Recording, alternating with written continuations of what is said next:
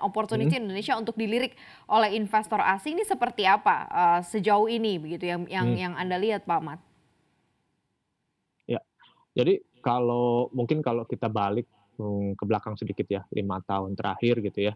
Nah, sektor-sektor yang, naik banyak gitu ya 5 tahun terakhir itu, sayangnya sektor-sektor yang di Indonesia nggak ada. Gitu ya, sektor teknologi. Jadi kalau kita ngelihat Mhm, kan 5 tahun terakhir atau 3 tahun terakhir yang naik ya kalau di Amerika kan Nasdaq gitu ya, naiknya kan lebih banyak dari S&P atau dari Dow Jones gitu ya. Kita ngomong dari Tesla, Amazon gitu kan, Facebook dan teman-temannya itu kan The Fangs itu kan naiknya banyak. Di Cina juga sama gitu kan, Alibaba, Tencent mhm, dan teman-temannya gitu.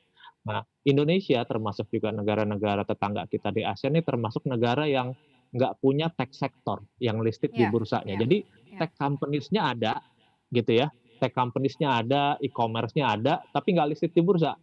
Nah, efeknya tapi udah kerasa di bursa, gitu. Contohnya gitu kan, eee, YouTube gitu ya, kita pakai terus, nonton mhm, TV kurang gitu kan, kira-kira gitu kan. Orang pasang iklan di TV juga mulai geser ke YouTube dan online channel lainnya. Jadi, apa namanya, efeknya udah keganggu, kerasa ke market ataupun kerasa ke listed companies yang ada di bursa, tapi gitu kan, efek positifnya ya tadi ya, dari YouTube dan teman-temannya ataupun e-commerce kita gitu kan, mau Tokped, mau mhm, Bukalapak, mau mhm, Shopee kebetulan listing di luar, iya, tapi ya Tokped, Bukalapak dan teman-temannya itu kan udah kerasa tuh menggerus katakanlah pangsa pasar dari apa, perusahaan-perusahaan retail yang listed di bursa tuh sama extend gitu kan, mau Depstore dan teman-temannya gitu. Jadi, unfortunately itu yang terjadi selama 5 tahun terakhir. Nah ini tinggal ke depannya gimana.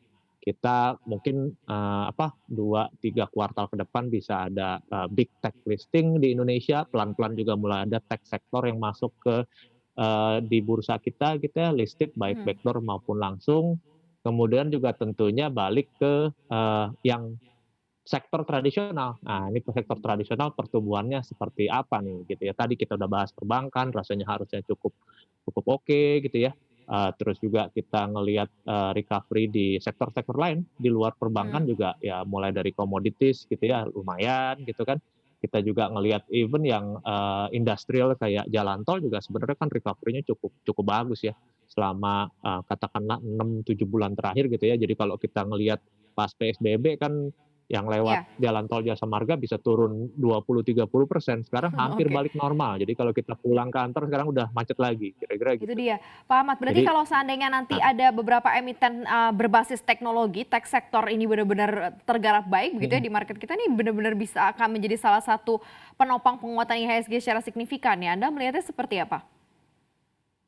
Ya, akan mix, artinya satu iya gitu ya orang balik lagi ngelihat ke Indonesia, tapi yang penting mungkin, bobot kita di MSCI juga jangan dikurangin ya. Jadi kalau misalnya mereka misalnya ada listing gede gitu tech sektor, tapi bobot dari Indonesia tetap di-maintain misalnya di 2% ya otomatis orang akan jual misalnya bank, belinya di tech gitu. Jadi bisa-bisa marketnya, iya mungkin naik tapi nggak sangat, apa namanya, ada trade off-nya gitu lah.